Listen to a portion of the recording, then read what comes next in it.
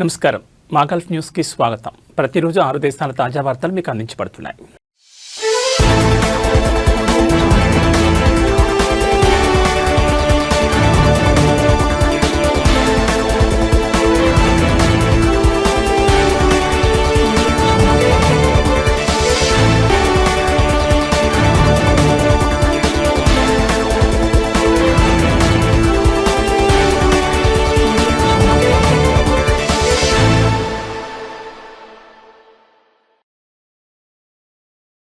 బహ్రెయిన్లో శుక్రవారం సఖీర్లోని అల్ ఖరా ప్రాంతంలో రోడ్డు ప్రమాదం చోటు చేసుకుంది. ట్రీ ఆఫ్ లైఫ్ సమీపంలో జరిగిన ఈ దుర్ఘటనలో 8 ఏళ్ల చిన్నారితో సహా 3 వ్యక్తులు మరణించారు. బిహార్ యాత్ర చేస్తున్నప్పుడు 2 వాహనాలు ఢీకొనడంతో ఈ ప్రమాదం జరిగింది. సమాచారం అందిన వెంటనే అధికారులు సంఘటనా స్థలానికి చేరుకుని అవసరమైన చర్యలు చేపట్టారు.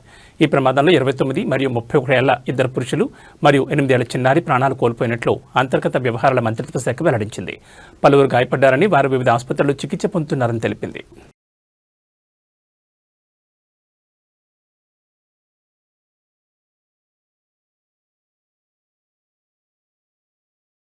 కువైట్లో ఉష్ణోగ్రతలు క్రమంగా తగ్గుతున్నాయి. ఈ నేపథ్యంలో ఇళ్లలో చలికుంపట్లు వేసుకోవడం సాధారణంగా మారింది. ఈ క్రమంలో జనరల్ ఫైర్ ఫోర్స్ ఒక హెచ్చరిక జారీ చేసింది. ఇళ్లు లేదా గుడారాల లోపల కోళ్లు ఉపయోగించే సమయంలో జాగ్రత్తలు తీసుకోవాలని జనరల్ ఫైర్ ఫోర్స్లోని public relations and media director brigadier general Mohammed Al Karim Al Rai సూచించారు. కోల్ను మండించడం కారణంగా కార్బన్ మొనాక్సైడ్ అనే వాయువు విడుదలవుతుందని, ఇది సైలెంట్ కిల్లర్ అని పేర్కొన్నారు. ముఖ్యంగా మూసి ఉన్న ప్రాంతాల్లో ఇది వేగంగా పెరిగిపోతుందని, తక్కువ సమయంలోనే స్పృహ కోల్పోయి ఊపిరాడక అపస్మారక స్థితికి చేరతారని హెచ్చరించారు. ఇళ్లు, గదులు లేదా మూసి ఉన్న గుడారాల లోపల కోల్ను ఉపయోగించొద్దని ఆయన ప్రజలను కోరారు. ఒకవేళ దాన్ని ఉపయోగించాల్సి వస్తే తగినంత వెంటిలేషన్ ఉన్న బహిరంగ ప్రదేశాల్లో మాత్రమే ఉపయోగించాలని సూచించారు. రాత్రి సమయాల్లో మండించి వదిలేయొద్దని, తద్వారా ప్రాణాలకు అపాయం ఏర్పడుతుందని ఆయన హెచ్చరించారు. అత్యవసర సమయంలో నంబర్ 112ను సంప్రదించాలని కోరారు.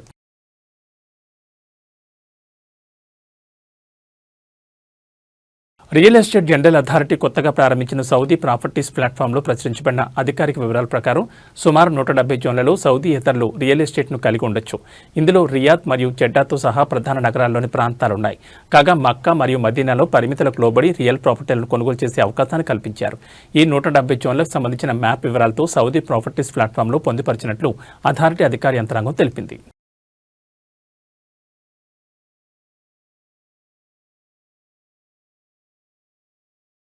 2026లో పర్యాటక నగరాల్లో మొబైల్ ఇంటర్నెట్ పనితీరులో దోహా ప్రపంచ జాబితాలో అగ్రస్థానంలో నిలిచింది. ఈ మేరకు మొబైల్ డేటా స్పెషలిస్ట్ హోలాఫ్లీ అధ్యయనం తెలిపింది. ప్రముఖ పర్యాటక కేంద్రాల్లో సగటు స్థానిక మొబైల్ ఇంటర్నెట్ వేగాన్ని ఉపయోగించి 1 గిగాబైట్ నగర మ్యాప్ను డౌన్లోడ్ చేయడానికి ఎంత సమయం పడుతుందో పరిశోధకులు లెక్కించారు. దోహా సగటు మొబైల్ డౌన్లోడ్ వేగం 354.5 MBPSతో గిగాబైట్ మ్యాప్ను డౌన్లోడ్ చేయడానికి 3 సెకన్ల కంటే తక్కువ సమయం పట్టింది. దుబాయ్ మరియు అబుదాబి సిటీలు తర్వాతి స్థానంలో ఉన్నాయని నివేదిక వెల్లడించింది. ఇక ర్యాంకింగ్లో అట్టడుగున హవానా, క్యూబా ఉందని, ఇక్కడ సగటు వేగం 4 MBPS కంటే కొంచెం ఎక్కువగా ఉండడం వల్ల 1 GB మ్యాప్ డౌన్లోడ్ చేసుకోవడానికి దాదాపు 4 నిమిషాలు పడుతుందని తెలిపింది.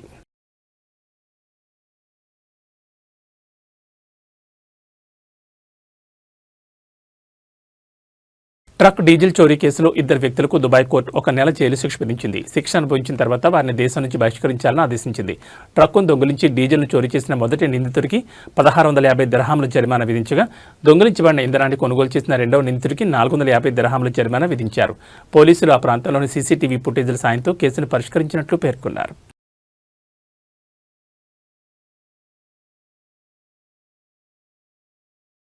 భారత navy western naval command flag officer, commanding in chief vice admiral Krishna Swaminathan Oman పర్యటిస్తున్నారు.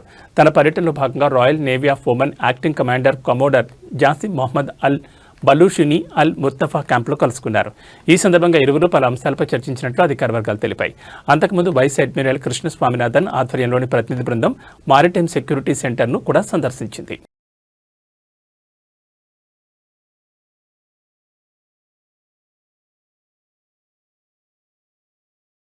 ఇవి మా గల్ఫ్ న్యూస్ విశేషాలు. మరో బులెటిన్లో మళ్ళీ కలుసుకుందాం. నమస్కారం.